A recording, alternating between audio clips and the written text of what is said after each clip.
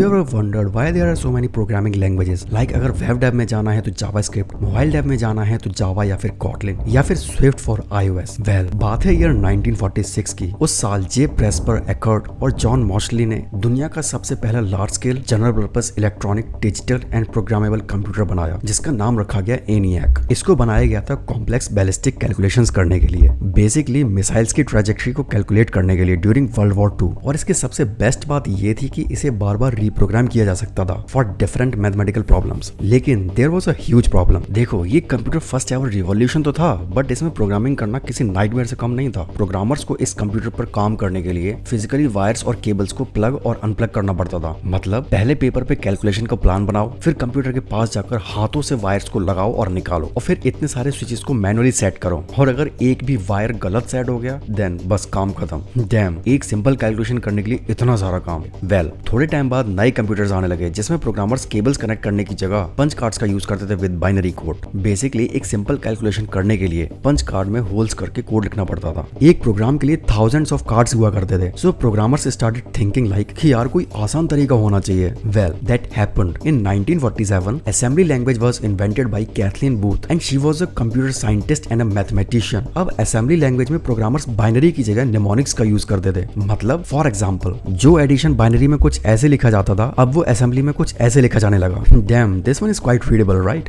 At least better than binary.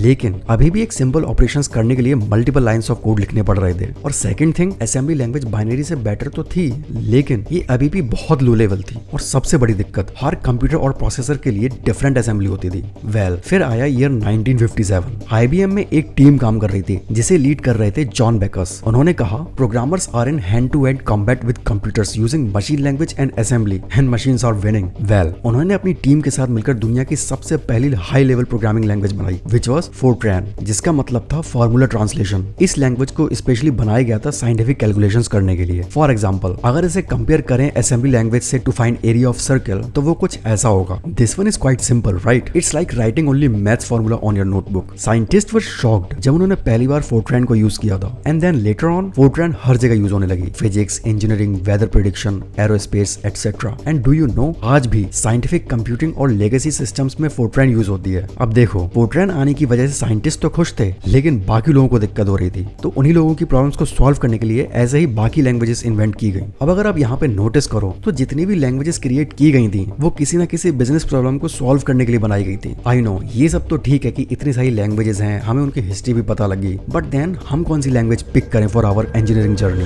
Well मैंने पिछली video में बताया था कि ज्यादातर कॉलेज में C++ क्यों पढ़ाई जाती है एंड आप उस चीज से कैसे बेनिफिट कर सकते हो। लेकिन एक तो पता नहीं लोगों को ज्यादातर वर्ड का मतलब क्यों नहीं समझ आता। व्हेन आई से ज्यादातर दैट मींस कई जगह पर, आई डोंट मीन कि हर जगह पर। बिकॉज उस वीडियो में कई लोगों ने कमेंट कर रखा था कि भाई किसने कहा कि सिर्फ C++ सिखाई जाती है, हमारे यहाँ तो पाइथन और जावा भी सिखाई जाती है। देन फिर हंसने वाली इमोजी, ऐसे वो उन्होंने पता नहीं कितनी ही फनी बात कर दी है जिसे हमें फनी मानकर हंसना चाहिए। खैर अगेन ज्यादातर कॉलेज में C++ पढ़ाई जाती है। एंड चलो आपकी बात मान लेते हैं कि बचे हुए कॉलेज में जावा या फिर पाइथन जैसी लैंग्वेज भी पढ़ाई जाती है, but that's not the problem. Problem ये है कि college teach languages like they are just subjects, फिर चाहे वो कोई सी भी लैंग्वेज क्यों ना हो। प्रॉब्लम ये है कि स्टूडेंट्स भी फिर उन सब्जेक्ट्स को सब्जेक्ट्स की तरह ही पढ़ते हैं कि बस मार्क्स आ जाए। और प्रॉब्लम ये है कि this creates the illusion for students that they need to master all the languages. लेकिन क्या आपको पता है कि कंपनीज को फर्क नहीं पड़ता कि आपको इनिशियली कौन सी लैंग्वेजेस आती हैं? They just care if you can solve their problem. I know कुछ लोग बोलेंगे कि रहने दे भाई, इतने सारे कंपनीज के जॉब डिस्क्रिप्शन में पर्टिकुलर लैंग्वेज रिक्वायर्ड लिखा होता है and her company particular language वाली पर्सन को ही हायर करती है। देखो आप जो सोच रहे हो वो सच है, बट देखो अब इस चीज को बहुत ध्यान से समझना जो मैं बताने वाला हूँ, बिकॉज ये चीज शेप कर सकती है कि आप कॉलेज के बाद कैसे करियर को शिफ्ट करोगे, क्योंकि इवेंचुअली तो वही एंड गोल है ना सभी का, राइट? देखो अगर आप किसी भी जॉब डिस्क्रिप्शन को ध्यान से पढ़ोगे तो वो मल्टीपल प्रोग्रामिंग लैंग्वेजेस लिखते हैं इन देयर रिक्वायरमेंट्स, राइट? तो क्या इसका मतलब ये है कि आपको सारी लैंग्वेजेस आनी चाहिए, और अगर आपको वो लैंग्वेजेस नहीं आती तो क्या आप उस जॉब में अप्लाई नहीं कर सकते? वेल इसको देखने के कुछ पर्सपेक्टिव हो सकते हैं। Let me clarify one by one. जो प्रोडक्ट बेस्ड कंपनीज होती हैं लाइक गूगल, माइक्रोसॉफ्ट एटसेट्रा, वो ये चेक करते हैं कि आप कितने बेटर तरह से चीजें सीख सकते हो एंड अडेप्ट कर सकते हो। And second thing, for example अगर आप जावा में बहुत अच्छे हो और जावास्क्रिप्ट में ठीक ठाक हो, लेकिन आपने अप्लाई किया हुआ है जहां पर रस्ट यूज हो रही है, तो इट डजंट मीन कि आप उस रोल के लिए सिलेक्ट नहीं हो सकते। You can be selected but with some caveat. First, अगर आप कंपनी को भरोसा दिला देते हो that you can learn Rust in no time या फिर उनके दिए गए टाइम फ्रेम में, then they will select you. Second, अगर आपके प्रोजेक्ट्स में मल्टीपल प्रोग्रामिंग लैंग्वेजेस यूज हो रही हैं, लाइक फ्रंट एंड के लिए जावास्क्रिप्ट, बैक एंड के लिए you are using Java, and अगर आप डेटाबेस खुद से लिख रहे हो तो आपके प्रोजेक्ट्स को देखकर ही कंपनी वाले समझ जाएंगे कि yes this person can learn our tech stack easily. Now second point जो स्टूडेंट्स को करना चाहिए, विच इज जब आप कोई भी लैंग्वेज सीख रहे हो लाइक जावा या फिर C++ या फिर कोई सी भी, देन उस लैंग्वेज को सिर्फ ऊपर ऊपर से मत सीखो, आप उस लैंग्वेज के बारे में डीप जाओ। लाइक सीरियसली ऊप्स कैसे काम करता है, एक पर्टिकुलर प्रोग्राम में कोड का फ्लो कैसे हो रहा है, और अगर कोड में कोई भी बग आता है तो आपको समझ आ जाए कि किस वजह से वो बग आया होगा। बिकॉज अगर आप एक लैंग्वेज में परफेक्ट हो या फिर ऑलमोस्ट परफेक्ट, तो आप किसी भी पर्टिकुलर लैंग्वेज में इजीली स्विच कर सकते हो। क्योंकि भाई सीरियसली अगर आप खुद को सिर्फ इस हिसाब से ट्रेन कर रहे हो कि मुझे तो सिर्फ जावास्क्रिप्ट आती है या फिर पाइथन आती है और मैं तो सिर्फ इन्हीं रोल्स में जॉब लूंगा अदरवाइज नहीं, then believe me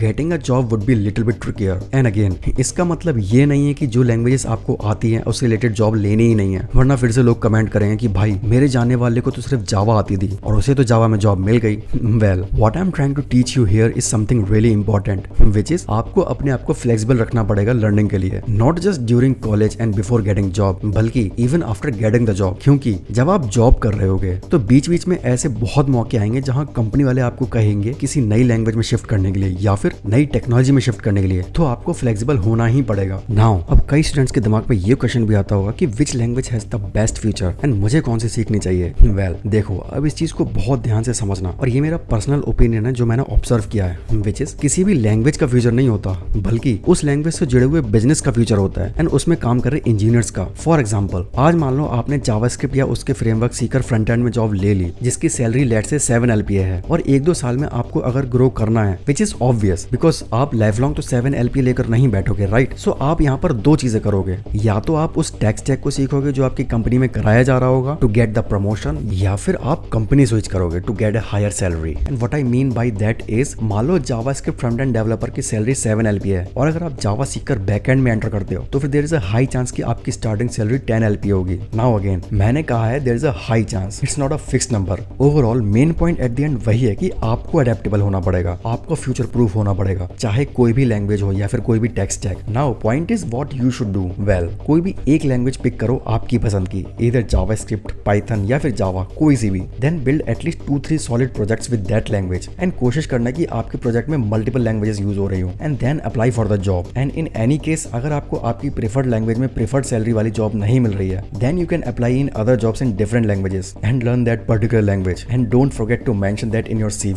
but this is how it works. But then उस लैंग्वेज को सीखना भी है ज्वाइन करने से पहले, क्योंकि इट्स ट्रू कि जब आप कंपनी में जाओगे तो वो आपको टाइम देते हैं उनके टेक स्टैक को सीखने का, बट इसका मतलब ये नहीं होता कि आप बिल्कुल ही जीरो से शुरू करो, क्योंकि दे एक्सपेक्ट कि भले ही आपके मेन प्रोजेक्ट्स में मेन लैंग्वेज जावास्क्रिप्ट है लेकिन आप जावा को भी जल्दी से कवर अप कर सकते हो। So as a software engineer आपकी लर्निंग कभी खत्म नहीं होती।